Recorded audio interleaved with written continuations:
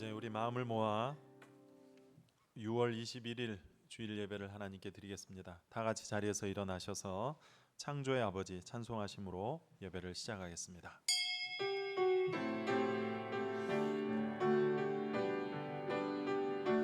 주 영광 역임하사 열방량의 그 빛 비추소서. 주의 얼굴 구할 때 주의 향기 머무소서. 주 영광 역임하사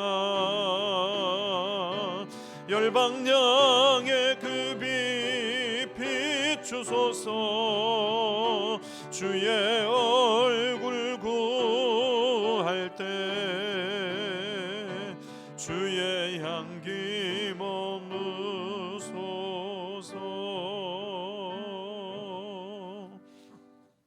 그러므로 형제들아, 내가 하나님의 모든 자비하심으로 너희를 권하노니 너희 몸을 하나님이 기뻐하시는 거룩한 산 제물로 드리라. 이는 너희가 드릴 영적 예배니라. 아멘. 창조의 하나님, 지난 한 주도 변함없는 사랑으로 우리를 돌봐주신 은혜에 감사드립니다. 거룩한 주일을 맞아 하나님의 존전에 나와 예배하는 주의 성도들을 불쌍히 여기시고 예배를 통하여 신령한 교제를 허락하셔서 마음의 위로와 소망이 넘치게 하시옵소서.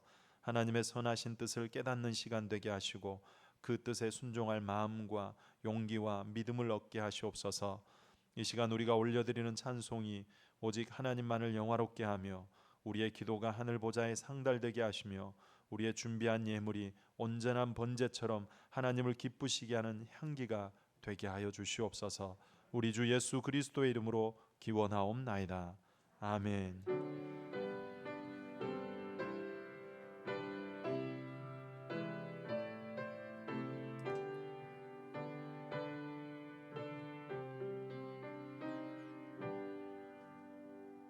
성시교독 19번 같이 교독하겠습니다.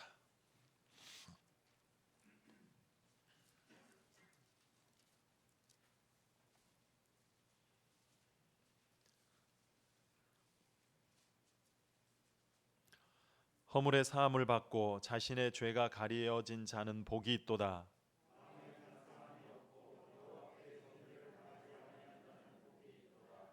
내가 입을 열지 아니할 때 종일 신음함으로 내 뼈가 쇠하였도다.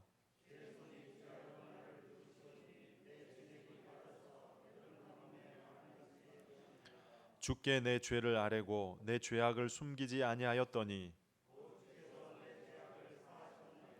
이로 말미암아 모든 경건한 자는 주를 만날 기회를 얻어서 주께 기도할지라. 주는 나의 은신처이오니 환난에서 나를 보호하시고 너희 의인들아 여호와를 기뻐하며 즐거워할지어다.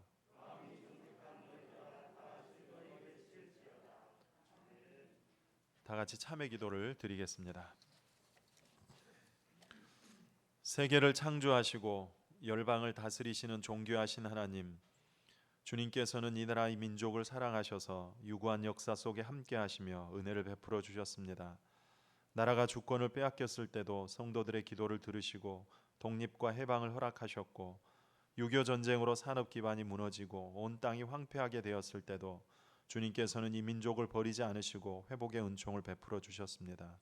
그 은혜로 경제가 발전하고 국위가 선양되고 살만하여졌는데 안타깝게도 이 백성이 그 은혜를 기억하지 못하고 삽니다. 믿는 성도들은 하나님께서 원하시는 의로운 삶을 저버리고 믿지 않는 이들은 더 강팍함으로 하나님을 비방하고 조롱하며 죄악을 자행하고 있습니다. 하나님, 이 백성의 교만함과 지은 죄악을 용서하여 주시옵소서. 세계적인 대유행의 코로나19에도 자신을 겸비하여 죄악을 통회하며 하나님의 은혜를 구하기보다 어느덧 마음이 둔하여진 채 똑같이 죄악 가운데 살아가고 있습니다. 주여 우리를 불쌍히 여기시사 굳어진 마음, 단단해진 마음을 깨뜨리시고 녹여주셔서 부드럽게 하시고 그래서 하나님의 선한 뜻을 따라 믿음 있게 살아가도록 도와주시옵소서. 은혜와 긍휼의 마음으로 다시금 우리를 품으시고 정결케 하여 주시옵소서. 성령으로 충만케 하여 주시옵소서. 예수님의 이름으로 기도하오며 이제 지난 우리의 삶을 돌아보시면서 주님과 우리 자신만이 아는 죄를 고백하며 참회를 계속하겠습니다. 아버지, 주여 우리를 불쌍하시고 은혜 베풀어 주시옵소서. 살아계신 아버지 하나님, 마음에 선한 마음을 주시기 원합니다. 하나님을 향한 뜨거운 그 마음과 감격이 떠나지 않도록 도와주시고 무엇을 원하시며 우리를 왜 부르셨는지 하나님의 그 마음과 부르심의 상을 쫓아 살아가는 저들이 되게 하여 주시옵소서. 무엇보다도 우리의 마음과 생각을 다스려 주시고 심령을 깨끗게 하여 주시옵소서. 다시금 하나님의 그 뜻앞을 믿음 있게 살아감으로 영광 돌리는 주의 백성들이 다 되게 하여 주시옵소서. 아버지,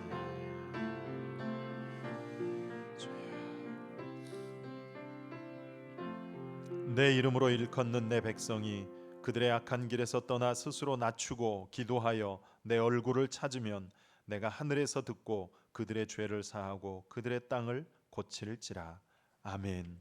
나는 전능하신 아버지 하나님, 천지의 창조주를 믿습니다. 나는 그의 유일하신 아들 우리 주 예수 그리스도를 믿습니다. 그는 성령으로 잉태되어 동정녀 마리아에게서 나시고 본디오 빌라도에게 고난을 받아 십자가에 못 박혀 죽으시고 장사된 지 사흘 만에 죽은 자 가운데서 다시 살아나셨으며 하늘에 오르시어 전능하신 아버지 하나님 우편에 앉아 계시다가 거기로부터 살아있는 자와 죽은 자를 심판하러 오십니다. 나는 성령을 믿으며 거룩한 공교회와 성도의 교제와 죄를 용서받는 것과 몸의 부활과 영생을 믿습니다. 아멘. 자리에 앉으시기 바랍니다. 68장 찬송하겠습니다.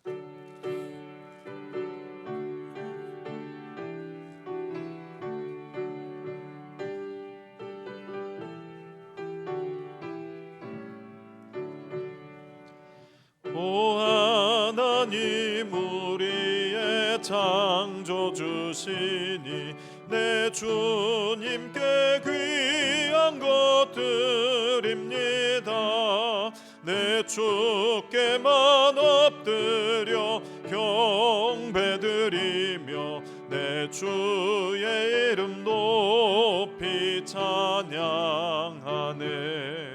오 하나님 우리의 대주제시여 큰 풍랑일 때도 도우셨네.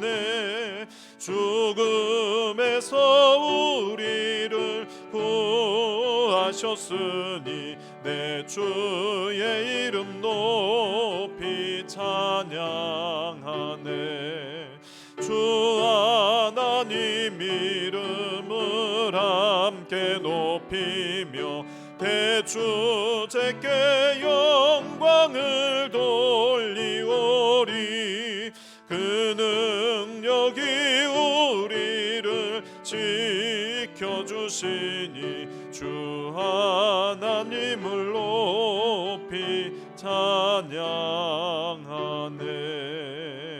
아멘. 예배를 위해서 김은영 권사님 나오셔서 기도 인도해 주시겠습니다.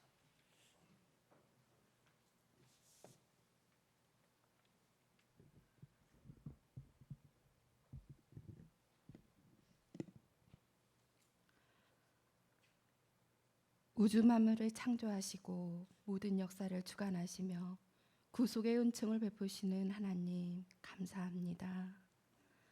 성삼위 하나님께 경배와 찬양과 영광을 올려드립니다. 허락하신 주의 날 사랑하는 주의 백성들 한자리에 모이게 하시고 구별하여 가정에서도 예배의 제단을 쌓게 하심에 감사를 드립니다. 참된 예배자를 찾으시는 하나님, 영과 진리로 드리는 우리의 예배를 받아주시고 충만한 임재를 허락하여 주시옵소서.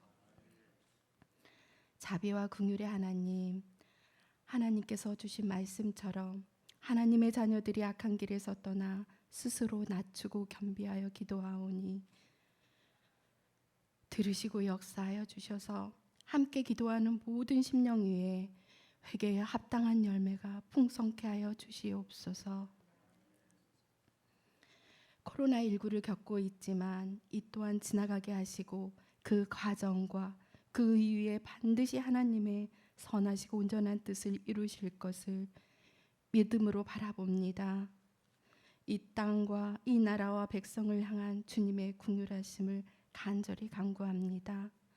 온 세상을 주관하시고 다스리시는 하나님, 마스크 속의 침묵을 통하여 모든 보이는 것들에 붙들려 있던 삶으로부터 자유하게 하여 주시옵소서. 보이지 않는 영원한 진리와 생명되는 영원한 주님의 영광을 위하여 살아갈 하나님의 지혜를 간절히 간구합니다. 감염 확진을 받고 치료와 격리 중에 있는 이들에게 함께하여 주셔서 온전히 치료되게 하시고, 헌신적으로 방역과 치료에 수고하시는 의료진과 관계자들에게 힘을 더하여 주시옵소서. 그리하고 속히 백신이 개발되는 이들에게도 지혜와 권능을 더하여 주시옵소서. 코로나19로 인해 사회, 경제 위기 속에 있는 나라가 남북의 안보적인 위기까지 겹치지 않도록 한반도를 둘러싼 열강들의 개입을 막아주시옵고, 한반도의 평화를 허락하여 주시옵고, 안보를 붙들어 주시옵소서. 은혜의 하나님, 주님의 몸된 포도향기를 선한 뜻과 계획 가운데 이곳에 세우시고, 정성광 목사님을, 담임 목사님을 기름 부으셔서 진리의 파수꾼 역할을 감당하며 부응할 수 있도록 함께 이끌어 주신 주님 감사를 드립니다.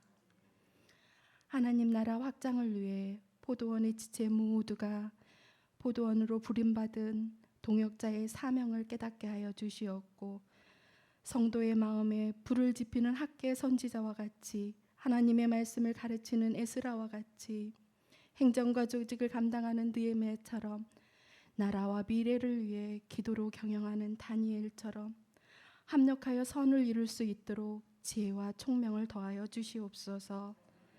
그래야 하여서 우리 포도원교회가 소금과 빛과 사명을 감당하며 구원받는 수가 날마다 더해지는 초대교회와 같이 생명력 있는 영혼으로 차고 넘치는 축복으로 하나님이 기뻐하시는 교회, 주의 사랑으로 지역사회를 섬기는 건강한 공동체가 될 수 있도록 주님 은혜 베풀어 주시옵소서. 이 시간 믿음의 다음 세대를 주의 말씀으로 가르치고 사랑으로 양육하는 교육부서를 위해 기도합니다. 주의 자녀들이 어릴 때부터 하나님을 예배하고 찬양하며 말씀으로 잘 양육되어서 하나님이 기뻐하시는 참된 예배자로 성장할 수 있도록 붙들어 주시옵소서. 이를 위해 수고하고 헌신하는 세 분의 전도사님들과 교사 선생님들 지혜와 능력을 더하여 주시옵고, 사역과 가정 위에 하나님의 영광과 기름 부으심이 항상 충만하시길 간절히 기도합니다. 사랑의 하나님, 육신의 영약함과 부모, 형제, 어려움을 겪고 있는 환우들을 위해서 기도합니다. 그들의 마음을 위로하시고 성령님 치유의 손길로 깨끗게 회복해 하시며, 경제적 고통과 어려움을 겪고 있는 위기 속에서 절망하지 않게 하시고, 고난을 선으로 바꾸사 크고 놀라운 일을 이루어 가시는 소망의 하나님을 더 깊이 만나 믿음의 진보를 이루는 역사의 시간이 될 수 있도록 함께하여 주시옵소서.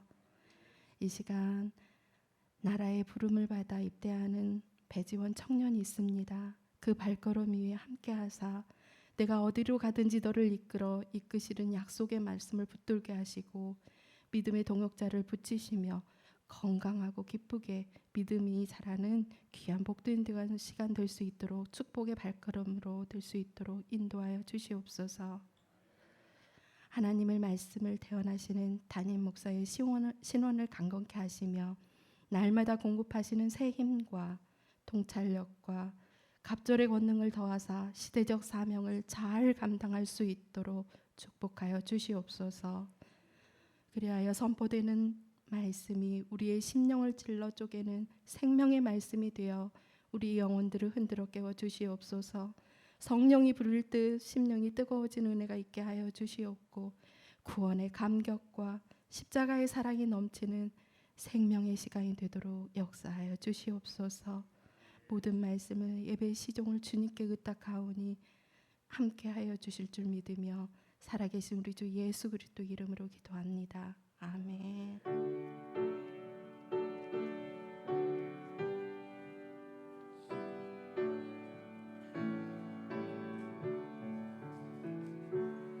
오늘 우리에게 주신 하나님 말씀은 다니엘 11장 1절에서 6절까지 말씀입니다.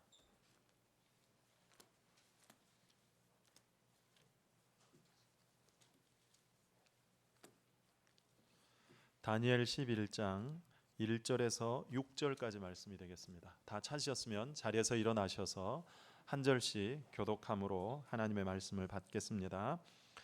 내가 또 메대 사람 다리오 원년에 일어나 그를 도와서 그를 강하게 한 일이 있었느니라.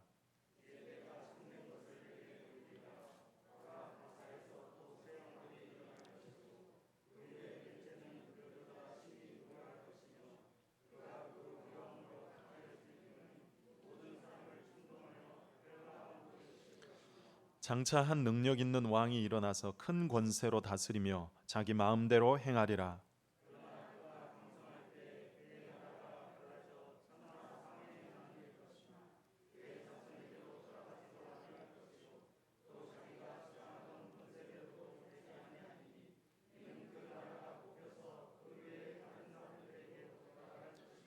남방의 왕들은 강할 것이나 그 군주들 중 하나는 그보다 강하여 권세를 떨치리니 그의 권세가 심히 클 것이요.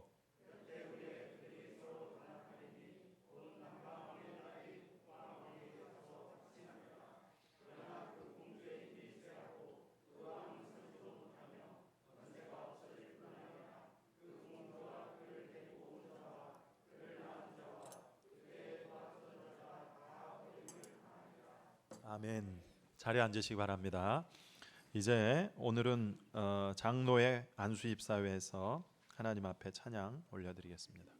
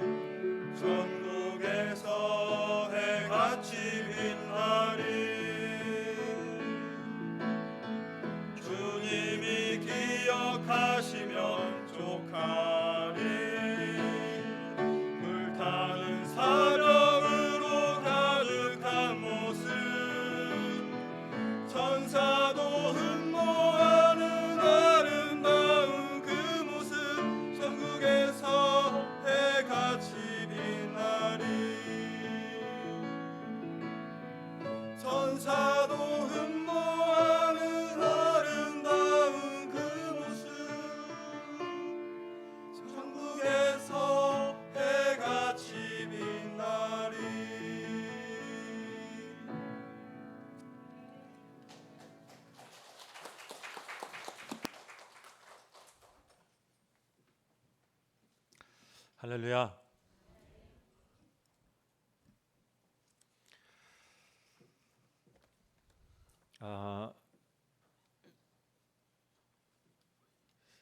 다니엘 7장부터는 이제 다니엘에게 보여준 네 개의 환상이 12장까지 쭉 나옵니다. 그래서 소위 다니엘의 4대 환상 또는 4대 묵시 이렇게 말하는데 하나씩 우리가 지금 살피고 있죠. 7장에서 첫 번째 환상인 네 짐승 환상이 나왔고 8장에는 두 번째 환상인 숫양, 숫염소 환상, 그리고 9장에는 세 번째 환상으로 70일의 환상, 아마 기억나실 거예요. 그리고 이제 그 10장부터 12장까지 석 장에 걸쳐서 나머지 네 번째 환상인데요. 10장 1절에 보면 바사 왕 고레스 제3년에 한 일이 벨드사살이라 이름한 다니엘에게 나타났는데 그 일이 참되니 곧 큰 전쟁에 관한 것이라. 14절 이제 내가 마지막 날에 내 백성이 당할 일을 내게 깨닫게 하러 왔노라. 이는 이 환상이 오랜 후에 일임이라 하더라. 그러니까 이 네 번째 환상은 오랜 후에 있을 큰 전쟁에 관한 그런 환상이라고 할 수 있죠. 어디서 이 환상을 봤어요?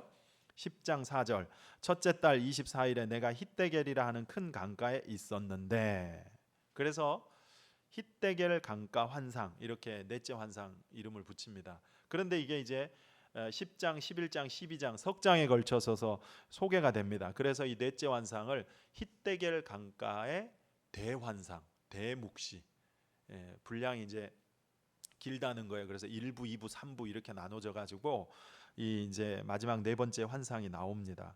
지난주 10장에 그 시작을 나눴었습니다. 네 명의 바사, 파사라고 하고, 물론 세계사에는 페르시아인데 바사 제국의 왕들과 관련된 그 바사 제국의 역사와 또 그 다음 헬라 제국의 또 성립과 분열, 그거를 예언하는데, 이거는 이제 8장에서 예언한 둘째 환상인 숫양, 숫염소 환상과 부분적으로 일치합니다.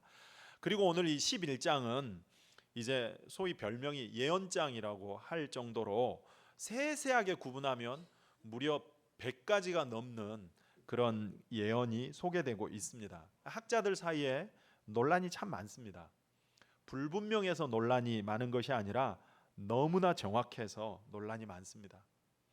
앞으로 장차 일어날 일들에 대해서 예언을 해놨는데 그 예언이 지금 우리는 보면 다니엘 입장에서는 앞으로 될 일이지만 지금 우리는 이미 된 일이죠. 그래서 보면 너무나 정확하게 그 예언들이 다 실현이 됐습니다. 그래서 혹자는 이거는 다니엘이 앞으로 일어날 일들을 예언해 놓은 것이 아니라 이미 역사적 사실을 경험한 후에 후대 사람이 누군가가 그 경험한 일들을 기록해 가지고 다니엘 시대 때 마치 예언해 놓은 것처럼 삽입해 놓은 거다. 이런 식으로 이제 폄하를 합니다. 그 정도로 오늘 본문에 나오는 예언들이 후대 역사에서 정확하게 성취되고 실현된 예언들입니다. 그러니까 여러분, 하나님의 계시가 얼마나 정확하고 진실한지를 분명히 알 수 있죠. 마태복음 5장 18절에 뭐라고 했어요? 진실로 너희에게 이르노니 천지가 없어지기 전에는 율법의 1.1획도 결코 없어지지 아니하고 다 이루리라. 성경의 계시는 역사의 주관자 되시는 하나님의 감동으로 기록된 것으로 단 하나의 오차도 없이 정확하게 다 이루어진다는 것입니다. 그래서 우리가 믿고 의지할 주님의 말씀이 되는 것입니다. 오늘 본문 이 다니엘서도 분명히 BC 6세기경에 다니엘에게 주신 하나님의 계시의 말씀이고 이것이 후대 역사에서 실제로 성취되고 실현된 말씀이라는 것을 우리는 분명히 믿습니다. 그런데 반대편에 있는 이 학자들은 아니다, 이거는 아무렴 이렇게 정확할 수가 없다, 이거는 후대에 이미 이루어진 역사를 경험하고 기술한 다음에 마치 다니엘이 이 말씀을 받아서 예언한 것처럼 성경에 슬쩍 편입해 놓은 거다, 이렇게 말할 정도로 정확한 예언이라는 것입니다. 이해가 되세요? 그만큼 이 11장에는 역사 속에 실제했던 많은 내용들이 정확하게 예언되어 있습니다. 자, 먼저 1절을 보세요. 내가 또 메대 사람 다리오 원년에 일어나 그를 도와서 그를 강하게 한 일이 있었느니라. 여기에 내가, 이 내가는 가브리엘 천사를 가리킵니다. 4대 이 넷째 환상은 가브리엘 천사가 와가지고 이제 다니엘에게 보여주는데 그가 어떤 일을 했다 그럽니까? 메대 사람 다리오를 도와 그를 강하게 했대요. 이 다리오는 메대 사람이지만 바사 제국의 왕입니다. 페르시아 왕이에요. 이 바사 제국은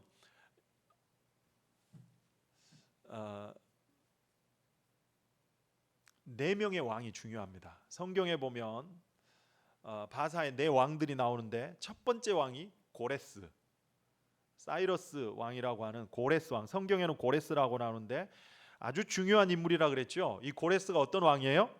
바벨론의 포로로 잡혀갔던 유다 민족을 고향 예루살렘으로 돌려보낸, 포로들을 귀환시킨 왕입니다. 70년만, 에레미야서에 보면 25장에 보면 70년 만에 내 백성을 돌려보낼 거라고 하는 하나님의 그 말씀이 나오잖아요. 그 하나님의 말씀을 성취한 왕이 고레스예요. 그래서 이 고레스, 이사야 45장 같은 데 보면 이 고레스를 가리켜서 내 목자다, 그러고 그가 나의 모든 기쁨을 성취하리라, 그러고 또 기름 부음을 받은 고레스, 이런 식으로 표현을 합니다. 고레스가 상당히 중요합니다. 그리고 두 번째 왕이 다리오예요. 다리오, 오늘 본문에 나온 다리오. 고레스 다음에 2대 왕이죠. 그 다음 세 번째가 아하수에로. 이 아하수에로는 세계사에는 크세르크세스라고 나옵니다. 혹시 영화 300이라는 영화 보셨어요? 페르시아하고 그리스 전쟁을 다룬 영화인데 이 300에 나온 그 바사, 페르시아의 왕이 바로 크세르크세스, 아하수에로 왕입니다. 누구죠? 에스더의 남편이죠. 에스더가 이 아하수에로의 왕후가 되잖아요. 그 다음에 네 번째 왕이 아닥사스다. 이 아닥사스다는 느헤미야서에 나옵니다. 느헤미야가 바로 이 아닥사스다의 술 맡은 관원이었잖아요. 이렇게 바사의 네 왕이 중요해요. 고레스, 다리오, 아하수에로, 아닥사스다. 이게 이제 성경에 보면 에스라, 느헤미야, 에스더서에 나오는 페르시아의 네 왕들입니다. 그 중에 오늘 두 번째 왕인 다리오를 하나님께서 도와서 그를 강하게 하셨대요. 그렇게 강하게 해서 당대 강력했던 바벨론을 무너뜨리고 이제 근동의 패권을 바사가 장악하게 됩니다. 그 일을 누가 도왔다고요? 가브리엘 천사가 와서 도왔다는 거예요. 하나님의 말씀이 계셔서. 그러니까 여러분, 이 1절에서 우리는 무엇을 알 수 있어요? 페르시아가 강해서 바벨론을 쳐가지고 역사의 전면에 등장하고 이제 패권을 쥐는 것 같지만 그것은 페르시아가 강해서가 아니라 누가 그렇게 하셨다고요? 하나님께서 그렇게 하셨다는 거예요. 다시 말하면 실질적인 역사의 그 실질적인 주도권은, 그 역사의 실질적 경영은 하나님의 손에 있다는 것을 알 수 있죠. 하박국서 같은 데도 보면 제약 가운데 있는 유다 백성들을 심판하기 위해서 하나님이 어느 나라를 세우세요? 바벨론을, 북방의 바벨론을 이제 흥하게 해서 이스라엘을 심판하는 막대기로 사용하신다 그래요. 그래서 그 바벨론에게 멸망당해 가지고 이제 유다 백성들이 포로로 끌려가지만 또 다시 그들을 돌아오게 하시기 위해서 어떻게 해요? 바벨론을 망하게 하고 페르시아를 다리오에게 힘을 줘 가지고 다시 세우게 하시고, 그래서 고레스가 포로를 돌려보내잖아요. 이처럼 역사의 주도권, 즉 한 나라의 흥망성쇠가 결국 하나님의 손에 달렸다는 것입니다. 누구를 위해서? 하나님의 택한 나라와 백성들을 위해서, 우리들을 위해서예요.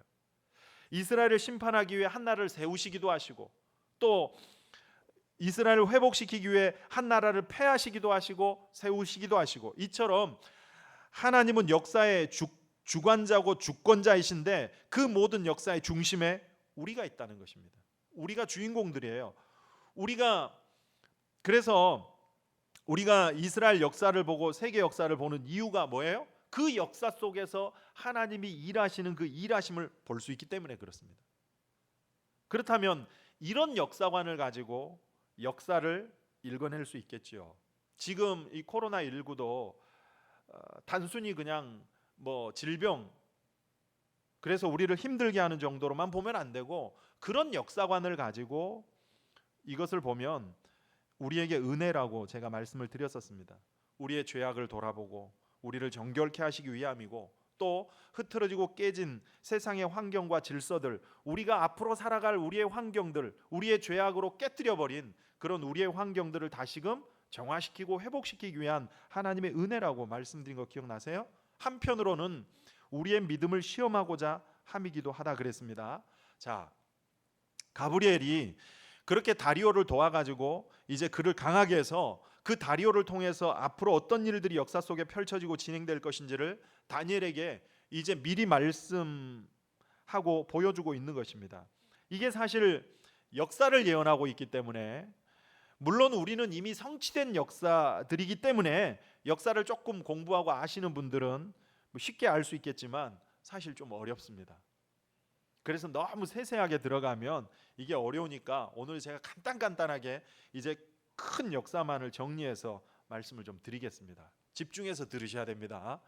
어떤 분은 그래요. 아이, 교회 와가지고 무슨 이스라엘 역사를 듣고 세계 역사를 듣냐. 아까 말씀드렸잖아요. 그 역사 속에서 하나님이 일하시는 일하심, 그 역사 속에서 우리를 위해 일하시는 하나님의 그 일하심을 볼 수 있기 때문에 그래요. 자, 2절.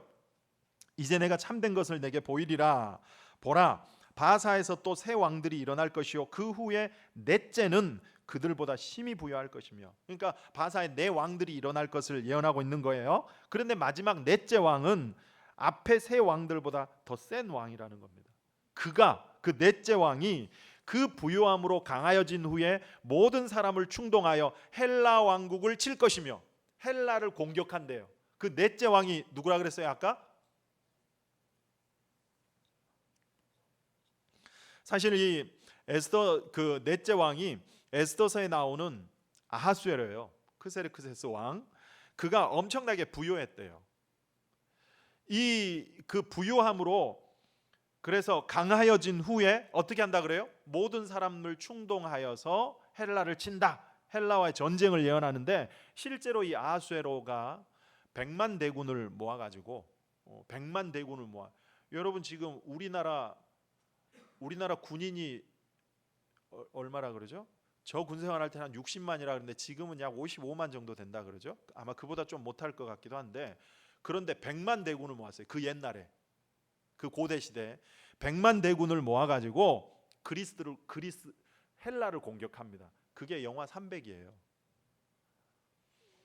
이깁니까 집니까? 지지요.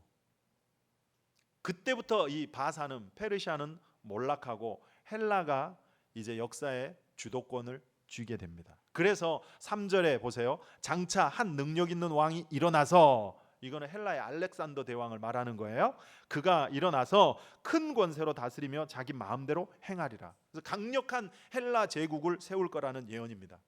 그런데 4절, 그러나 그가 강성할 때 그의 나라가 갈라져 천하 사방에 나누일 것이나 그의 자손에게 돌아가지 아니할 것이요 또 자기가 주장하던 권세대로도 되지 아니하리니 이는 그 나라가 뽑혀서 그 외에 다른 사람에게로 돌아갈 것입니다.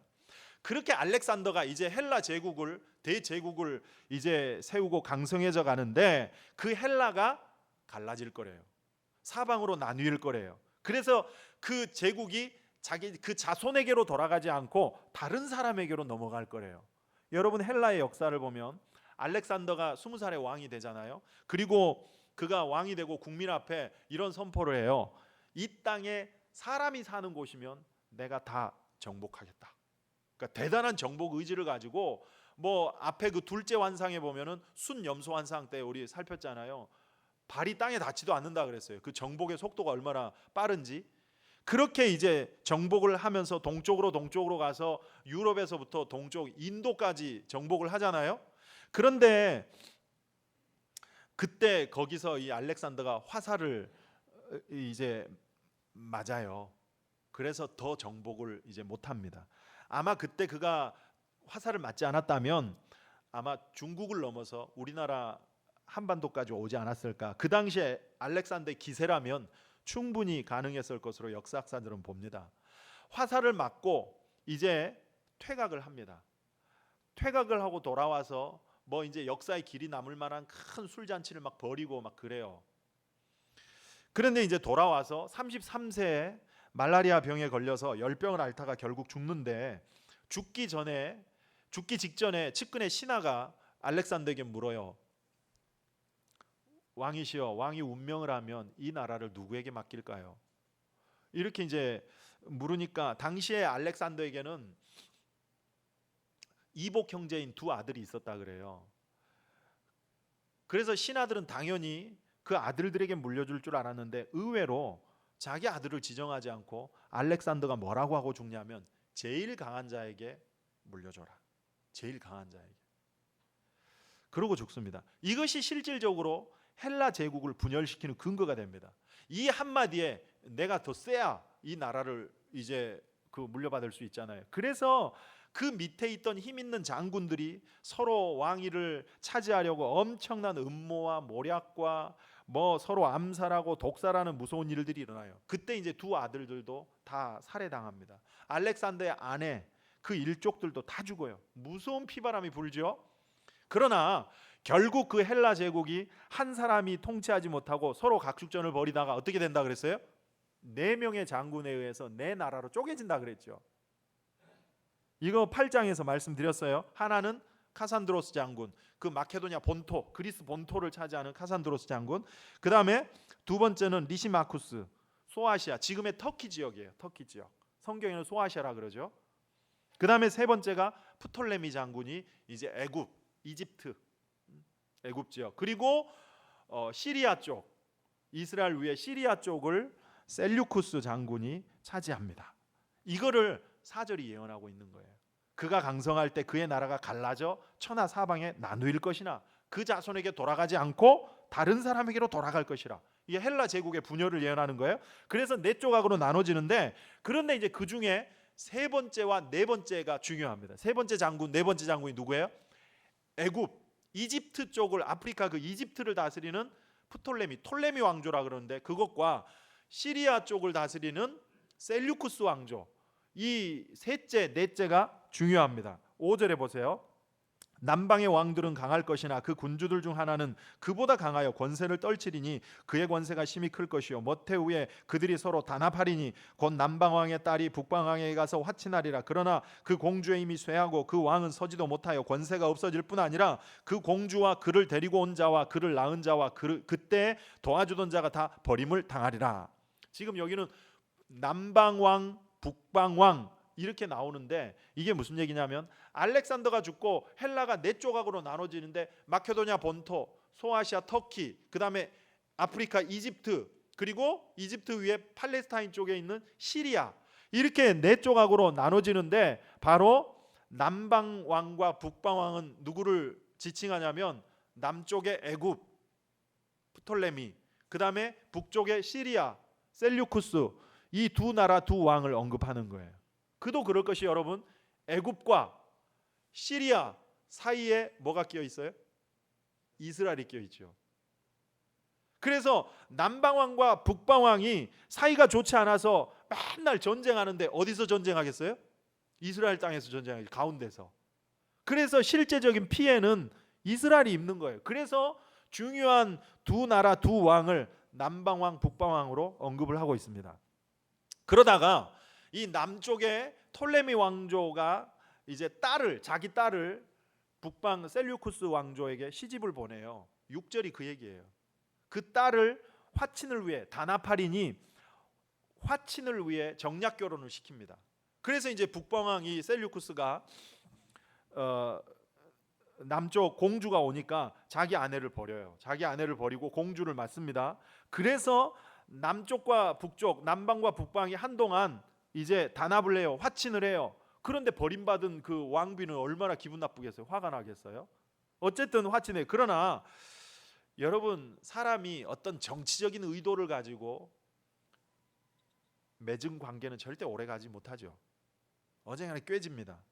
어떻게 되냐면 6절 중간에 보세요. 그러나 그 공주의 힘이 쇠하고 그 왕은 서지도 못하며 권세가 없어질 뿐 아니라 그 공주와 그를 데리고 온 자와 그를 낳은 자와 그때 도와주던 자가 다 버림을 당하리라.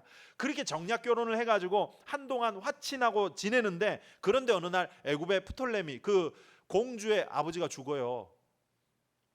그러자 시집을 온 공주가 아버지가 죽었으니 힘을 잃겠잖아요. 그래서 이 셀류쿠스가 공주를 버리고 원래 자기 부인, 버렸던 그 부인을, 왕비를 다시 복직시킵니다. 그러니 왕비가 복직이 되니까 얼마나 이를 갈고 있지 않았겠어요? 그 버림받은 프톨레미의 공주를 죽여버립니다. 그리고 그 일족을 다 죽여요. 그러자 이쪽 남방에 있던 공주의 동생이자 애굽의 왕자가 자기 누나가 폐위당하고 살해당했으니 가만히 있겠어요? 그래서 전쟁을 일으킵니다. 그 얘기가 이제 쭉 나오는 거예요.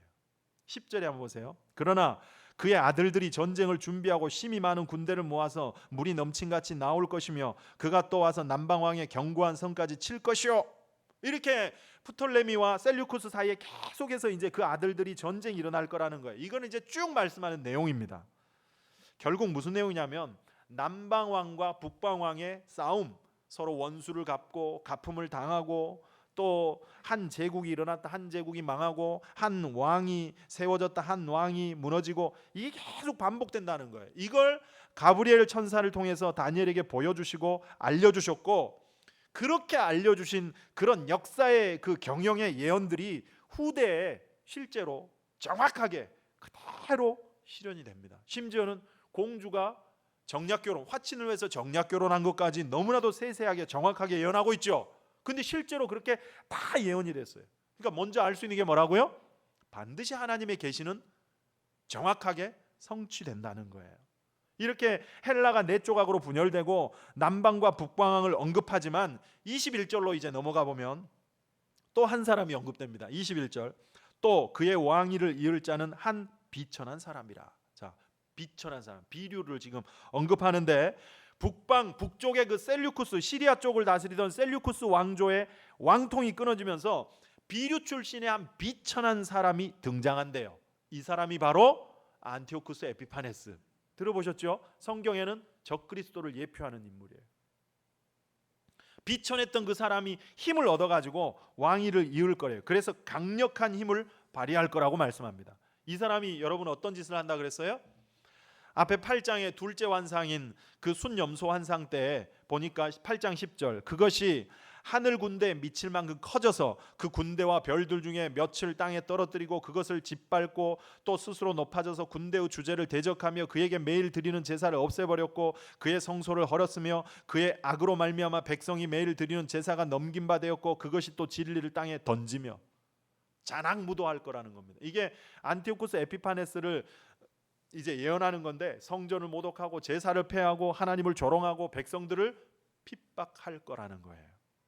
그러니 이스라엘 백성들이 얼마나 이 안티오쿠스 에피파네스를 미워하고 싫어했겠습니까? 이스라엘 역사의 아주 치욕적인 순간이고 그 백성들의 마음에 원수로 막 한으로 남아있는 인물입니다. 오죽하면 이 안티오쿠스 에피파네스를 미친놈이라고 별명을 붙여가지고 불리웠습니다.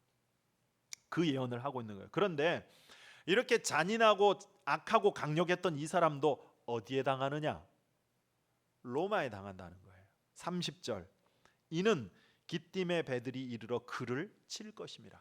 그를 친대요. 그 안티오쿠스 에피파네스 친대요. 근데 기띔의 배라고 하는 기띔은 로마의 항구입니다. 그러니까 로마의 배들이 와서 이제 그 헬라를 칠 거라는 거예요. 그래서 어떻게 된다고요? 30절, 이는 기띔의 배들이 이르러 그를 칠 것임이라. 그가 낙심하고 돌아가면서 맺은 거룩한 언약에 분노하였고 자기 땅에 돌아가서 맺은 거룩한 언약을 배반하는 자들을 살필 것이며 군대는 그의 편에 서서 성소 곧 견고한 곳을 더럽히며 매일 드리는 제사를 폐하며 멸망하게 하는 가증한 것을 세울 것이며 그가 또 언약을 배반하고 악행하는 자를 속임수로 타락시킬 것이나. 여러분, 이거는 이제 로마의 공격에 지고 예루살렘에 돌아가 가지고는 그 예루살렘에 불을 지르고 엄청난 보복 행위를 할 거래요. 그러니까 마치 종로 가서 뺨 맞고 한강 가서 화풀이 한다는 식이죠. 성소 곧 견고한 곳을 더럽히며 매일 드리는 제사를 폐하며 멸망하게 하는 가증한 것을 세울 것이며. 이거는 마태복음 24장에 나온 종말에 대한 설교에 나오잖아요. 멸망에 가증한 것이 선 것을 보거든 주의 재림이 가까운 줄 알아 그러잖아요. 언약을 배반하고 악행한 자들을 속임수로 타락시킬 것이라. 이 안티오쿠스 에피파네스가 이런 악한 일을 하며 하나님의 백성들을 괴롭힐 거래요. 자, 이런 역사 속에서 일어날 앞으로의 일들을 예언하는 내용인데요. 이해가 좀 되신가요?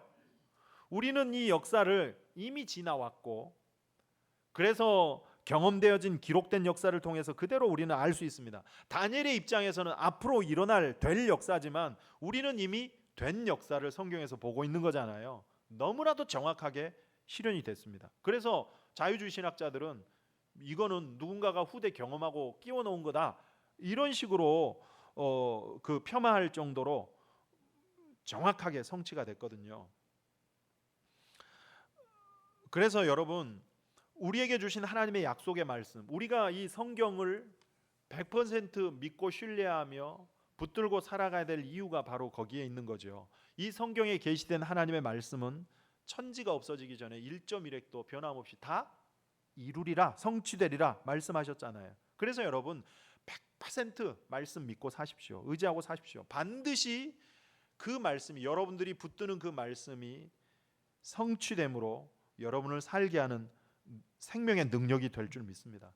다윗이 시편 19편에 성경 말씀에 대해서 이런 고백을 합니다. 7절 보세요. 시편 19편 7절. 여호와의 율법은 완전하여 영혼을 소성시키며 여호와의 증거는 확신하여 우둔한 자를 지혜롭게 하며 여호와의 교훈은 정직하여 마음을 기쁘게 하고 여호와의 계명은 순결하여 눈을 밝게 하시도다. 제가 참 좋아하는 말씀이에요. 다 표현은 다르지만 결국 하나님의 말씀을 가리키는 거죠. 그 하나님의 말씀이 어떻다고요? 완전하고 확실하고 정직하고 순결하여 우리의 영혼을 살리고 지혜롭게 하며 우리를 기쁘게 한대요. 1.1획도 없어지지 아니하고 반드시 성취될 약속의 말씀을 믿고 의지함으로 우리의 영혼이 사는 은혜를 누리시길 바랍니다. 그 다음 이제 두 번째 주시는 메시지는 결국 이 11장을 끝까지 우리가 한 절 한 절 보지 않아도 결국 똑같은 역사의 반복이에요. 원수를 갚고 가품을 당하고 한 왕이 일어났다 사라지고 한 제국이 일어났다 또 망하고, 우리는 여기서 이런 그 역사를 보면서 그 역사 속에서 그 하나님께서 일하시는 그 섭리에 대하여 사도 바울이 말한 결론을 공감할 수밖에 없다고 봅니다. 사도 바울이 로마서 8장에 이런 말을 해요. 19절. 피조물이 고대하는 바는 하나님의 아들들이 나타나는 것이니. 피조물이 고대하는 게 뭐라고요? 하나님의 아들들이 나타나는 것이니. 21절. 그 바라는 것은 피조물도 썩어짐의 종노릇한 데서 해방되어 하나님의 자녀의 영광의 자유에 이르는 것이니라. 피조물이 다 이제까지 함께 탄식하며 함께 고통을 겪고 있는 것을 우리가 아느니라. 그러니까 피조물들이 지금 고난 가운데 있다는 것을 안다는 거예요. 그뿐 아니라 또한 우리 곧 성령의 처음 익은 열매로 받은 우리까지도 속으로 탄식하여, 피조물들이 고난 가운데 살고 우리도 탄식하며 고난 중에 살고 있지만 이 이유가 뭐예요? 양자 될 것, 양자 아들이 될 것, 그리고 곧 우리 몸의 속량을 기다리느니라. 우리가 소망으로 구원을 얻었음에 보이는 소망이 소망이 아니니 보이는 것을 누가 바라리요? 자, 여기서 바울이 말하는 게 뭐냐면, 여러분 피조물들의 탄식하며 고난 가운데 살아가는 고난의 역사 속에 사실은 인류가 겪는 전쟁이라고 하는 것 자체가 우리의 고난 아닙니까? 인류의 가장 큰 고난은 전쟁이잖아요. 그러면 인류의 가장 큰 고난의 주제인 전쟁이라는 고난을 그 역사 속에서 치르고 또 치르게 하면서 탄식하고 또 탄식하게 하면서 피조물인 우리로 하여금 뭘 고대하게 한다고요? 양자될 것, 자녀로서 곧 우리의 몸이 속량받고 구원받을 것을 기다린대요. 이걸 바꿔 말하면 우리를 자녀되게 구원하실 예수 그리스도, 다시 오실 예수 그리스도, 그분을 고난의 역사는 소망케 한다는 것입니다. 결국 나라가 전쟁을 하고 그래서 또 이기고 지고 포로로 끌려가고 정략 결혼을 하고 이런 역사 속에서 택한 백성들이 그 한복판에 계속 고난을 겪잖아요. 이스라엘이 남방과 북방 사이에서 끼어가지고 계속 고난을 겪잖아요. 그런데 로마서는 뭐라고 한다고요? 그런 고난의 역사 속에서 피조물이 탄식하는 중에 우리로 하여금 누구를 고대하고 기다리게 한다고요? 오실 그리스도를 고대하고 우리를 양자되게 하실, 구원하실 그 그리스도를 고대하고 소망케 하는 것이 바로 피조물의 탄식, 피조물의 고난의 목적이라는 것입니다. 이게 로마서 8장 19절부터 읽은 내용이에요. 그래서 그 앞에 18절에다가 딱 전제로 하는 게 뭐냐면, 생각하건대 현재의 고난은 장차 우리에게 나타날 영광과 비교할 수 없도다. 그 영광이 뭐라고요? 누구예요? 다시 오실 그리스도. 고난으로 하여금 우리를 구원하실 영광스러운 메시아 예수 그리스도를 고대하게 한다는 것입니다. 그래서 그리스도인들이 가져야 될 역사관, 세계를 바라보는 세계관, 이게 뭐겠어요? 하나님 중심의 그런 신본주의 역사관을 가지고 살아야 된다. 이게 오늘 두 번째 메시지입니다. 이런 역사 속에서 우리가 가져야 될 역사관, 그 역사관을 가지고 세상을 바라보는 세계관, 어떤 역사관, 어떤 세계관? 신본주의적 역사관. 신본주의가 뭐예요? 결국 역사는 하나님 중심으로 움직인다는 거예요. 이것이 우리 성도들이 가져야 될 성경적 역사관입니다. 물론 그렇다고 해서 하나님 중심으로 움직인다고 하니까 모든 인간의 활동들이 그럼 하나님의 결정에 의해서 진행되는, 우리는 그저 기계적이고 운명론적인 그런 이미 결정된 세계관을 말하는 것이 아닙니다. 매일 우리는 하나님이 주신 우리 안에 있는 자유의지를 가지고 바르게 결정하고 하나님의 뜻에 굴복하고 순종하는 그런 치열한 싸움을 하면서 살아가는 것이 맞습니다. 그러면서도 결국에는 그런 우리의 삶의 끝, 우리 인간의 그 역사의 끝이 어디로 향하고 있어요? 다시 오실 그리스도의 승리로, 우리 성도의 승리로 귀결된다는 것입니다. 이런 성경적 역사관, 신본주의적 사관을 가지고 살아야 된다는 거예요. 그리고 우리가 바로 그 하나님의 그 역사 경영 속의 주인공들이라는 겁니다. 그래서 우리는 그 하나님의 주권적인 섭리를 인정하고 살면서 그것을 보여주고 드러내는 삶을 살아야 하는 거예요. 어떻게 하면 돼요? 바로 신본주의 역사관을 가지고 살아야 되는데, 그 신본주의 역사관을 가지고 살아가는 중요한 태도가 있습니다. 세 가지 태도를 오늘 본문에서 같이 살피고 마치겠습니다. 첫째, 24절을 보세요. 그가 평안할 때 그 지방의 가장 기름진 곳에 들어와서 그의 조상들과 조상들의 조상이 행하지 못하던 것을 행할 것이요, 그는 노략하고 탈취한 재물을 무리에게 흩어주며 계략을 세워 얼마 동안 산성들을 칠 것인데 때가 이르기까지 그러하리라. 자, 이 구절에서 제일 중요한 표현은 뭘까요? 아주 악한 짓을 할 것인데 언제까지요? 때가 이르기까지만 그렇게 할 거래요. 때가 이르기까지 그러하리라. 이 표현이 중요해요. 그러니까 신본주의 역사관을 가지고 살아가는 성도들이 가져야 될 첫 번째 태도, 첫 번째 초점이 뭐예요? 하나님의 정해진 때가 있다는 것. 하나님의 정해놓은, 역사 속에서 하나님의 정해놓은 때가 있다는 것, 그것을 알고 그 때를 기다리며 사는 삶, 그게 중요합니다. 사실 하나님의 때를 기다린다는 것이 우리에게, 우리 신앙인들에게 쉽지 않죠. 왜 그렇습니까? 자, 창세기에 보면 하나님께서 아브라함에게 75세 부르잖아요. 아브라함아, 너는 고향 친척 아버지 집을 떠나가. 그러면 내가 너로 큰 민족을 이루어 내게 복을 주겠다. 복의 근원이 되게 해주겠다. 약속했어요. 그런데 아브라함이 그 약속의 말씀을 딱 붙잡고 순종해서 가나안에 갔잖아요. 그런데 가서 사는데 너로 큰 민족을 이루려면 내 자손이 많아야 되는데 아직 자식이 없단 말이에요. 1년이 지나고 5년이 지나고 10년이 지나는데도 자식이 없어요. 그러니 하나님께서 나로 큰 민족을 이루시겠다고 하신 그 약속이 이게 진짜 약속인가? 뻥치신 거 아닌가? 이런 의심이 들 수 있겠잖아요. 그게 10년쯤 지났을 때 나이는 90이 다 됐어요. 자기 아내 사레는 벌써 경수가 끊어져서 아기도 낳을 수가 없어요. 그러니 너로 큰 민족을 이루겠다고 하신 하나님의 약속이 성취가 되겠습니까? 안 될 것 같은 거예요. 그래서 아브라함이 자신이 뭔가 어떤 방법을 취해서라도 자식을 가져야만 하나님이 약속하신 그 약속이 성취될 수 있겠잖아요. 그래서 자기가 취한 방법이 뭐예요?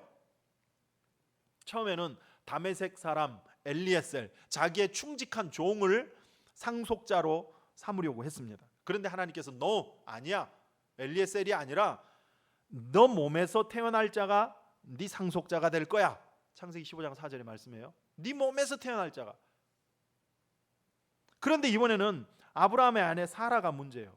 여자로서 도저히 이제 뭐 아기를 낳을 수 있는 몸이 아니거든요. 그래서 사라가 취한 방법은 뭐였어요? 자신의 몸종인 애굽 사람 하가를 남편 아내 그 아브라함에게 말하자면 시바지로 넣어준 거예요. 여러분, 이거는 사라가 믿음이 없어서일까요? 믿음이 있어서일까요? 믿음이 있어서 그런 겁니다. 사라도 남편에게 주신 하나님의 그 약속의 말씀을 같이 받았습니다. 그런데 이미 자신은 경수가 끊어져서 아기를 낳을 수 없잖아요. 그래서 여자로서 치욕스러운 그 씨바지를 하고서라도 자기 남편에 넣어주면서까지 하나님의 약속을 성취하겠다는 사라의 믿음의 결단이라고요. 그런데 문제는 뭐예요? 그 약속을 자기가 성취합니까? 하나님께서 약속하셨으면 반드시 하나님께서 이루실 텐데 아브라함도 사라도 그 약속을 자신들이 성취시키겠다고 하면서 하나님의 말씀을 자기들 식으로 믿는 거예요. 이게 문제죠. 이게 여러분, 우리 많이 그렇습니다. 우리도 많이 그렇습니다. 하나님의 말씀을 갖고 살아가면서 우리들 식으로 믿어요. 그래서 결국 누가 태어나요? 이스마엘이 태어나잖아요. 그러나 그 이스마엘은 약속의 아들이 아니에요. 하나님의 약속의 아들이 아니라 인간적인 방법을 취해서 태어난 육신의 아들. 로마서에 보면 그렇게 나오죠. 육신의 아들이라고 나와요. 여러분, 하나님께서 아브라함에게 약속의 아들 주세요, 안 주세요? 주시잖아요. 100세에 이삭을 주시잖아요. 75세 약속받고 10년 기다리다 안 되니까 86세 이스마엘을 낳았지만 그로부터 14년 뒤인 100세에 약속의 자녀 이삭을 주셨습니다. 그러니까 믿음은 끝까지 기다리는 거예요. 믿음은 기다림이에요. 하나님의 때를 기다리면 되는데 기다리지를 못해서 인간적인 방법으로 앞서가다 보니까 육신의 자녀 이스마엘이 나왔지 않습니까? 문제는 그 이스마엘로 하여금 인간적인 방법을 취해서 낳은 이스마엘은 영원히 약속의 자녀 이삭의 후손을 괴롭히는 원수가 되잖아요. 기다리지를 못해서 그런 불행의 불씨를 만들고 말았던 것입니다. 그래서 보면 우리 인간이 제일 못하는, 우리 신앙인들이 참 어려운 게 하나님의 때를, 하나님의 시간을 기다리는 일이 어렵습니다. 왜? 우리는 당장 내 시간이 급하고 내 계획이 중요하잖아요. 그러나 모든 일에는 하나님이 정해 놓으신 시간, 그 때가 있어요. 전도서 3장 1절에 보면은 28가지 때를 말하죠. 천하 범사의 기한이 있고 만사가 다 때가 있나니, 그러면서 날 때가 있고 죽을 때가 있고 심을 때가 있고 심은 것을 뽑을 때가 있고, 그러면서 28가지 인생의 때를 쭉 말씀해요. 그러면 여러분, 뭐가 지혜겠어요? 어떤 사람이 지혜로운 사람이겠어요? 그 때를 아는 사람. 그 때를 아는 사람이 지혜예요. 11절에 보세요. 하나님이 이 모든 것을 지으시되 때를 따라 아름답게 하셨고, 아름답게 하실 그 때가 있다는 거예요. 그렇다면 여러분은 여러분의 인생에 아름다운 때가 온 것 같습니까? 아니면 지난 것 같습니까? 언제인 것 같습니까? 때를 따라 아름답게 하시는 그 때가 다 있대요. 그리고 우리에게도 그 때가 있겠죠. 그 때가 언제일까요? 저는 우리 인생의 가장 아름다운 때는 예수 그리스도 안에 있을 때라고 봅니다. 이렇듯 정해놓으신 하나님의 때가 있는데 우리는 그 전체를 볼 수가 없고 당장 눈에 보이는 것만 보니까, 그래서 멀리를 보지 못한 채 우리 생각으로 그냥 판단하고 결정해서 앞서가다가 일을 그르치고 마는 것입니다. 여러분, 어차피 못 보는 인생이라면 누구의 손을, 누구의 시간을, 누구의 때를 의지하고 사는 게 지혜겠어요? 하나님의 시간, 하나님의 때, 하나님의 눈을 의지하고 사는 거예요. 그래서 다니엘서에도 보면 그때까지, 그때가 이르러, 이런 식으로 하나님의 때를 강조하는 표현들이 굉장히 많이 나옵니다. 갈라디아서 4장 4절에 때가 참에 하나님이 그 아들을 보내사, 하나님께서 아들 예수 그리스도를 보내신 것도 언제 보내신다고요? 하나님이 정해놓으신 때가 있고 그 때가 찰 때 보내신다는 거예요. 이게 하나님의 역사 경영 방법이에요. 당신의 정해놓으신 때가 있다는 거. 그러므로 우리가 신본주의적 역사관을 가지고 산다 그러면 하나님의 정해놓으신 때가 있음을 믿고 그 때를 기다리며 사는 것이 바른 태도겠죠. 그렇다면 여러분, 지금 답답하신 분들 계세요? 뭔가 보이는 것은 없고 그래서 답답하고 더딘 것 같고, 그럴지라도 걱정하지 마십시오. 여러분이 믿음 안에서 바로 서 있기만 한다면, 믿음 안에서 인내함으로 바로 서 있기만 한다면 하나님은 반드시 당신의 때가 참에 여러분을 아름답게 하실 줄 믿습니다. 믿으십시오. 그래서 믿음은 인내예요. 때를 따라 아름답게 하실 하나님을 믿는다면 그 믿음으로 기다리는 거예요. 악한 마귀는 그 때를 기다리지 못하게 자꾸 우리 마음에 조급증을 불어넣죠. 그래서 하나님의 때보다 앞서 행하게 만들어서 일을 그르치게 하는 것입니다. 하나님의 때가 있음을 믿으세요. 여러분의 영혼을 바로 세우실 때, 가정을 일으키실 때, 교회를 세우실 때, 이 열방의 주의 나라가 임할 때 모든 불의와 불법이 무너지고 우리의 억울함도 상처도 아픔도 고통도 눈의 눈물을 닦아주시고 승리케 하실 때 우리의 모든 무너진 것들을 바로 세우실 내 인생의 가장 아름다운 때를 정해놓고 기다리고 계신다는 사실입니다. 그러니 조금만 더 기다리십시오. 그동안 인내하셨으니 조금만 더 믿음으로 인내하십시오. 그 기다리는 동안 하나님은 여러분의 믿음을 시험하고 계시는 줄도 모릅니다. 그 시험 통과하면 반드시 무너진 모든 것들을 여러분의 삶도, 가정도, 몸도, 사업도, 심령도, 관계도 다 바로 세워줄 줄 믿습니다. 두 번째 태도, 신본주의적 역사관의 두 번째 포인트는 32절. 그가 또 언약을 배반하고 악행하는 자를 속임수로 타락시킬 것이나 오직 자기의 하나님을 아는 백성은 강하여 용맹을 떨치리라. 뭐라고 말씀하는 거예요? 그런 악한 것들이 뭐 막 속임수로 타락을 시킬 거지만 하나님을 아는 백성은 어떻게 된다고요? 강하여 용맹을 떨치리라, 승리하리라, 그 말입니다. 믿습니까? 이런 말씀이 나오면요, 아멘 하고 여러분의 말씀으로 그냥 받는 거예요. 아무리 역사가 요동을 쳐도 하나님을 아는 백성은 겁낼 이유가 없다는 거예요. 왜? 반드시 자기 백성은 강하여 용맹을 떨칠 거래요. 그래서 여러분, 우리가 신앙을 갖는다는 것은 곧 이런 하나님의 약속들을 알아가는 거예요. 알아가는 거. 그러니까 신앙이 좋다는 건 뭐예요? 그가 얼마나 종교적으로 열심을 내서 지성을 쌓고 뭐 공적을 쌓는가, 그게 아니라 내가 하나님의 많은 약속을 가지고 믿고 살아가는가, 내가 얼마나 그 하나님을 깊이 알아가는가, 그 싸움이에요. 그게 중요해요. 왜? 우리가 하나님을 알아가면 알아갈수록 우리의 마음도 생각도 삶도 그 삶의 목적과 방향도 내용도 다 달라지기 때문에 그렇습니다. 그래서 호세아서 같은 데 보세요. 멸망 직전에 있는 유다 백성들에게 호세아 선지자가 계속 외쳤던 게 뭐예요? 여호와를 알자, 힘써 여호와를 알자. 내 백성이 지식이 없어 망하는도다 그래요. 어떤 지식? 하나님을 아는 지식. 그래서 여호와를 알자, 힘써 알자 계속 강조합니다. 하나님이 어떤 분이고 무슨 일을 하시고 어떻게 우리를 사랑하시며 그 하나님에 대하여 알면 알수록 절대로 우리 믿음이 흔들리지 않아요. 왜 내가 시험 들고 실족해요? 하나님을 모르니까 그래요. 아이들이 가끔, 여러분도 잘하면서 그런 생각 가끔 해보셨습니까? 우리 엄마는 진짜 엄마가 맞을까? 나는 좋은 자식이 아닌가? 그런 생각할 때가 있어요. 왜냐하면 막 나한테 모질게 대하거든요. 자신을 대하는 말이나 행동을 보면 이게 막 자식에게 하는 것 같지가 않아요. 그래서 우리 엄마가 진짜 맞나? 그러나 엄마 입장에서 왜 아이를 그렇게 대할까요? 내 자녀이기 때문에 더 바르게 키우고 싶고, 그래서 때로는 냉정하게 매섭게 할 수밖에 없잖아요. 그런데 아이는 그런 엄마를 모르니까 맨날 투덜투덜 하는 거 아닙니까?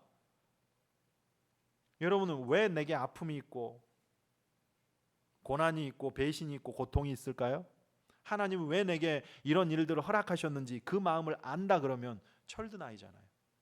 왜 철이 없다 그래요? 부모의 마음을 모르는 거예요. 얼마나 니를 사랑하는지 그 부모의 마음도 모르고 우리 엄마는 우리 아빠는 진짜 부모가 아닌 것 같아, 철없는 소리 아니에요? 우리가 하나님 앞에 그러고 있다는 것입니다. 그래서 바울이 이 철부지 같은 고린도 교회 성도들을 가리켜서 고린도전서 2장 16절에 보니까 누가 주의 마음을 알아서 주를 가르치겠느냐, 그러나 우리가 그리스도의 마음을 가졌느냐. 로마서 11장 4절, 누가 주의 마음을 알았느냐, 누가 그의 모사가 되었느냐. 여러분, 이 말씀 자체만 보면 주님의 그 안타까워하시는 마음이 느껴지세요? 누가 주의 마음을 알았느냐. 알면 철든 성도라니까요. 그렇게 주님의 마음을 알아가는 싸움이 신앙을 한다 그러는 것입니다. 자, 마지막 세 번째, 신본주의 역사관의 세 번째 포인트는 45절입니다. 45절, 그가 장막 궁전을 바다와 영화롭고 거룩한 산 사이에 세울 것이나 그의 종말이 이르리니 도와줄 자가 없으리라. 자, 이 말씀은 뭘 말씀하고 있는 거예요? 그가 장막 궁전을 바다와 영화롭고 거룩한 산 사이에 세울 것이나, 그러니까 막 영광스럽게 그렇게 세울 것이나, 그다음 뭐라 그래요? 그의 종말이 이르리니, 즉 끝이 있다는 거예요. 악의 세력은 반드시 망한다는 것입니다. 이게 신본주의 역사관의 태도예요. 우리가 가져야 될 태도. 그가 장막 궁전을 바다와 영화롭고 거룩한 산 사이에 세울 것이지만 그 셀류쿠스 왕조에 난 안티오쿠스 에피파네스가 그렇게 영화를 떨치고 강성할 것이지만 어떻게 된다고요? 그의 종말이 이를 거래요. 영원하지 않다는 것입니다. 반드시 악의 세력은 끝난대요. 그리고 그다음 뭐라 그래요? 도와줄 자도 없을 거래요. 이게 바로 성경이 말씀하는 종말론적 역사예요. 반드시 악의 세력은 끝나고 망한다는 것입니다. 그러나 반대로 그리스도 안의 사람들은 어떻게 돼요? 아까 32절에 그랬죠. 하나님을 아는 백성은 강하여 용맹을 떨칠 것이라. 승리케 하신다는 것입니다. 다윗이 시편 23편에서 뭐라고 했어요? 여호와가 나의 목자시니 내게 목자가 되어주시니 6절 그 하나님의 선하심과 인자심이 반드시 나와 함께하고 내가 여호와의 집에서 영원히 살 거라는 고백을 하지 않습니까? 이것을 믿고 소망하며 살아가는 것이 바로 신본주의적 역사 관점입니다. 이것이 우리 성도들에게 사실은 가장 큰 위로고 소망이고 삶의 힘이 되는 거 아닙니까? 하나님이 함께 하신다는 거, 그때 그 시간에 반드시 선을 이루고 승리케 하신다는 거, 우리를 아름답게 하신다는 거, 반드시 악한 세력, 지금은 막 잘 사는 것 같고 지금은 득세하는 것 같아 보여도 그 악한 세력은 반드시 끝날 때가 있고 망할 때가 있고 하나님의 백성들은 승리함으로 영원히 산다는 것. 여러분 이것을 믿는다 그러면 지금 좀 어려움이 있어도 낙심하지 않을 수 있겠잖아요. 사실 종말에 있을 성도의 고난과 하나님의 심판에 관한 예언들을 보면 무시무시합니다. 무시무시해요. 그 성도들의 당할 고난의 그 고난의 깊이가 얼마나 깊은지 특별히 마태복음 24장 예수님의 종말 설교장 같은 데 보면 그건 막 아주 그냥 리얼하게 나오잖아요. 마태복음 24장 21절에 보니까 이는 그때 큰 환란이 있겠습니다. 창세로부터 지금까지 이런 환란이 없었고 후에도 없으리라. 알 수 있는 게 뭐예요? 마지막 때 우리의 믿음을 지킨다는 것이 결코 쉽지 않을 거라는 거예요. 전무후무한 큰 환란이 우리에게 오는데 그 환란 속에서 과연 믿음을 네가 지켜내겠느냐? 그러니까 마지막 때가 될수록 결국 믿음 지키기가 쉽지 않다는 거예요. 믿음 생활하기가 힘들어진다는 것입니다. 여러분 시간이 갈수록 인간의 삶이 편리해지고 좋아질 것 같지만 그렇다고 우리의 신앙생활도 그럴까요? 그렇지 않을 겁니다. 반대로 우리의 인간의 삶이 편리하고 편해질수록 믿음 지키며 살기는 더 쉽지 않을 거라고 봅니다. 예배를 못 드리도록 우리의 삶의 그런 방식들이 패턴들이 다 바뀌어갈 거예요. 지금은 어떻습니까? 지금 뭐 비대면, 사회적 거리두기, 감염, 확진, 그래서 모이기를 꺼려하고 두려움과 염려를 부추기잖아요.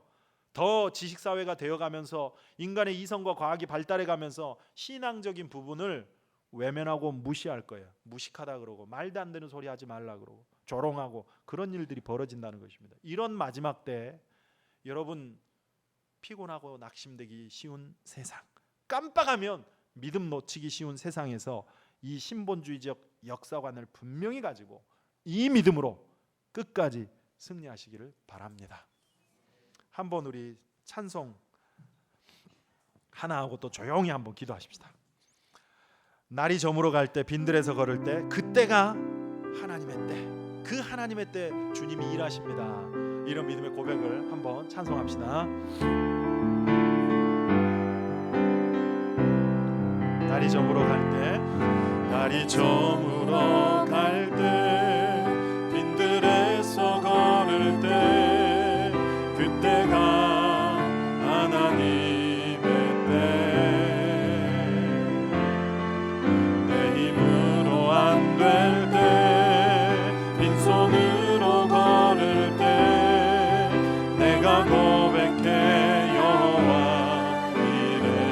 다시 한번 날이 저물어 갈 때, 날이 저물어 갈 때, 빈들에서 걸을 때, 그때가 하나님의 때. 내 힘으로 안 될 때, 빈손으로 걸을 때, 내가 고백해 여호와 이래. 주가 일하시네, 주가 일하시네.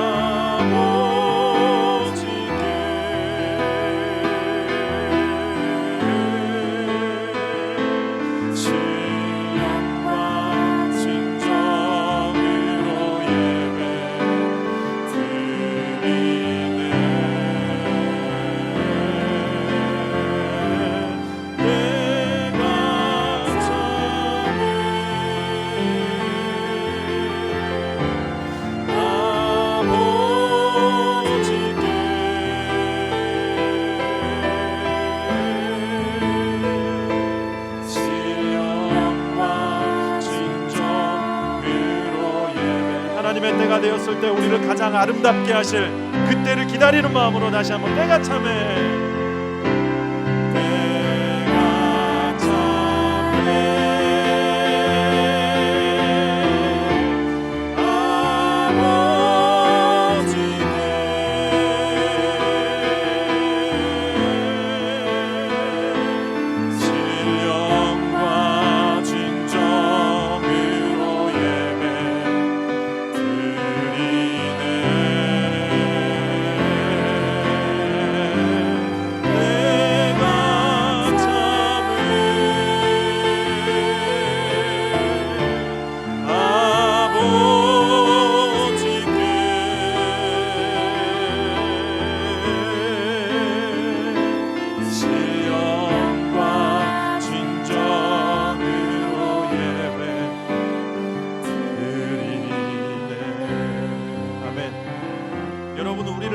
아름답게 하실 하나님의 때가 있음을 믿으십시오.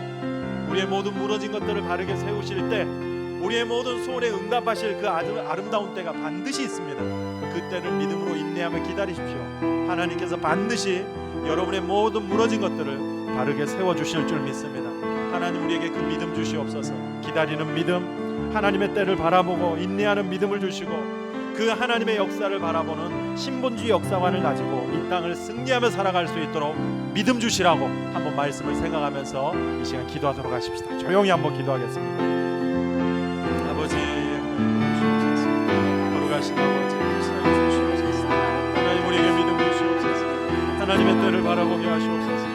그 하나님의 때를 소망하며 믿음으로 인내하며 살아갈 수 있도록 그 믿음 주시옵소서. 승리케 하시옵소서.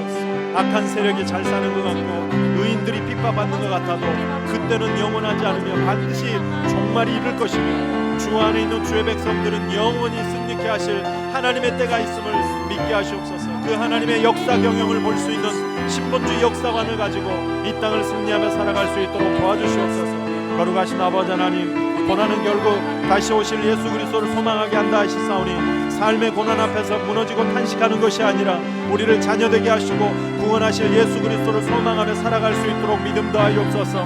철저히 하나님의 뜻에 순복하며 살아갈 수 있도록 주여 도와주시옵소서. 우리에게 정해놓으신 하나님의 아름다운 때가 있음을 알고 기다리는 믿음, 아무리 역사가 요동쳐도 반드시 자기 백성은 강하게 하여 용맹을 떨치게 하실 것이라는 믿음, 악의 세력은 결국 망하지만 주의 성도는 반드시 승리케 하신다는 그 믿음 가지고 이 피곤한 세상, 낙심하기 쉬운 세상, 믿음 놓치기 쉬운 세상에서 늘 승리하며 살아갈 수 있도록 도와주시옵소서. 하나님 아버지, 이 시간 주님 앞에 삶의 어려움을 가지고 아버지 하나님의 구하며 엎드리는 성도들에게도 하나님 다시금 이 믿음 주시고 승리할 수 있도록 도와주옵소서. 이것이 우리의 위로가 되게 하시고 소망이 되게 하시고 큰 힘이 되게 주여 도와주시옵소서. 하나님 아버지, 하나님께서 우리에게 주신 약속은 반드시 성취됨을 믿습니다. 천지가 없어지기 전에 1.1획도 없어지지 아니하고 다 이룬다 말씀하셨사오니 우리는 주께서 우리에게 주신 그 약속의 말씀들을 붙들고 100% 신뢰하고 살아가게 하시되 그것이 우리를 살게 하는 능력이 될 줄 믿습니다. 그 믿음 주시고 끝까지 신뢰하며 말씀 붙들고 살아가는 저희들이 되게 하여 주시옵소서. 피조물이 당하는 탄식하며 당하는 고난은 결국 우리를 구원하고 자녀되게 하실 예수 그리스도를 소망케 한다 하였습니다. 삶의 어떤 고난 앞에서도 무너지고 탄식하고 끝나는 것이 아니라 그리스도를 소망하며 사는 믿음을 주시옵소서. 철저히 신본주의 역사관을 가지고 살게 하시되 하나님께서 역사의 주관자가 되시고 주권자가 되심을 알고 그 하나님의 뜻에 순복하며 살아가는 저희들이 되게 하여 주시옵소서. 피곤하기 쉬운 세상, 낙심하기 쉬운 세상, 믿음 지키기가 쉽지 않고 놓치기 쉬운 세상에서 하나님께서 역사를 경영하시며 우리의 정해놓으신 인생의 가장 아름다운 때가 있으며 그때 우리를 아름답게 하시고 영원히 승리케 하실 그 주님을 믿는 믿음으로 승리하며 살아가게 하여 주시옵소서. 우리 주 예수 그리스도의 이름으로 기도하옵나이다. 아멘. 이제 하나님 앞에 봉헌하겠습니다.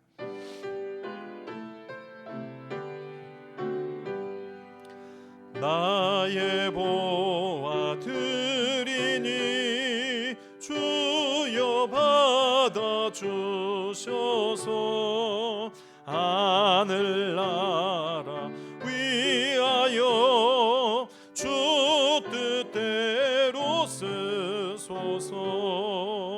아멘. 살아계신 하나님 아버지, 주의 특별한 이 성일에 주의 전을 찾아 예배할 수 있도록 우리의 마음과 건강과 또 시간을 허락해 주시고 환경을 열어주셔서 감사합니다. 주님 앞에 나와 마음과 정성을 들여 예배하는 저희들의 이 예배를 기쁘게 받으신 줄 믿습니다. 특별히 귀한 예물을 준비하여 또 믿음의 고백을 함께 담아 올려드리오니 이 예물 또한 기쁘게 받아 주시옵소서. 허락하신 일터에서 어려움 중에도 땀 흘려 일하여 얻은 소득이 주의 은혜고 주의 것인 줄 알고 믿음으로 고백하며 10분의 1을 구별하여 11조 예물을 드리는 손길들, 그들의 그 형편과 사정을 아시는 하나님께서 만배의 복으로 채워 주시옵소서. 허락하신 삶의 은혜가 귀하여 감사의 마음을 담아 감사 예물을 드린 손길도 있사오니 이 예물을 받으시되 저들의 삶에 감사의 제목이 떠나지 않도록 복의 복을 더하여 주시옵소서. 구제헌금, 성교헌금, 건축헌금, 그리고 주정헌금 또 하나님 앞에 올려드리오니 이 예물이 쓰이는 곳에 주님의 영광이 드러나게 하시고 하나님의 나라가 확장이 되며 몸된 교회가 든든히 서가는 은혜가 있게 하시되 드린 모든 손길들 위해 하늘의 신령한 복으로 땅의 기름진 복으로 채우시고 갚아 주시옵소서. 우리 포도원교회를 사랑하신 하나님, 이 어려움의 때 주를 향한 믿음을 굳건히 지키는 교회가 되게 하시고 성도들이 그 믿음으로 승리하며 살게 하여 주시옵소서. 성도들의 가정을 붙들어 주시되 이 어려움의 때 믿음으로 인내하며 승리할 수 있도록 늘 도와주시옵소서. 자녀들을 지켜주시고 특별히 가정의 중심인 두 부부가 믿음 안에서 하나가 되어 허락하신 가정을 잘 이끌어갈 수 있도록 날마다 지혜와 능력을 더하여 주시옵소서. 흩어진 성도들을 지켜주시고 삶의 여러 질곡 가운데서 주의 은혜를 구하는 성도들에게도 은혜를 베풀어 주시기를 원합니다. 육신의 질병으로 특히 고통하며 은혜를 구하는 성도들, 능력과 치유의 손으로 그 환부를 어루만지시사 깨끗게 치유하여 주시옵소서. 학업으로 인하여 흩어져 있는 우리의 자녀들, 해외 유학 중인 자녀들, 군복무 중인 자녀들, 직장일로 인하여 흩어져 있는 모든 믿음의 권속들을 불꽃 같은 눈으로 지켜주시고 이 코로나19의 확진이 늘어가고 있는 이때 행여나 우리의 자녀들, 우리의 가족들이 확진돼 어려움을 겪지 않도록 도와주시옵소서. 무너진 모든 우리의 삶의 부분들이 정상으로 회복될 수 있기를 원합니다.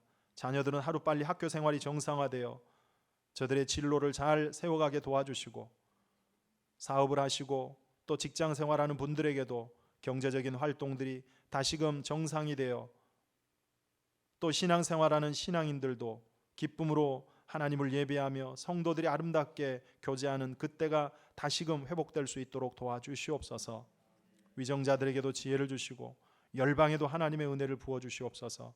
위축된 선교 활동에 아버지 이동 제한이 있고 아버지 하나님 이제 또 그래서 움츠려 있는 선교사님들 저들에게도 다시금 하나님의 때를 기다릴 줄 아는 마음을 주시고 특별히 우리가 협력하는 장전 안동주 김만곤 선교사에게 은혜와 믿음을 더하시고 그 열방에 더 건강하게 안전하게 사역을 감당할 수 있도록 도와주시옵소서. 우리 주 예수 그리스도의 이름으로 기도하옵나이다. 아멘.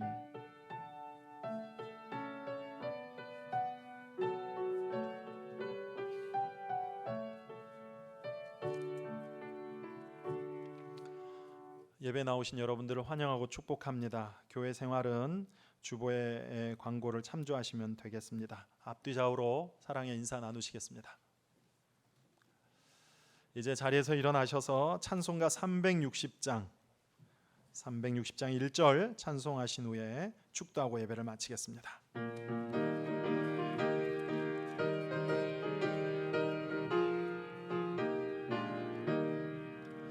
행군 나팔 소리에 주의 호령 났으니 십자가의 군기를 높이 들고 나가세. 선한 싸움 다 싸우고 의의 면류관 받았으리라. 선한 싸움 다 싸우고 의의 면류관 예루살렘 성에서 면류관 받으리.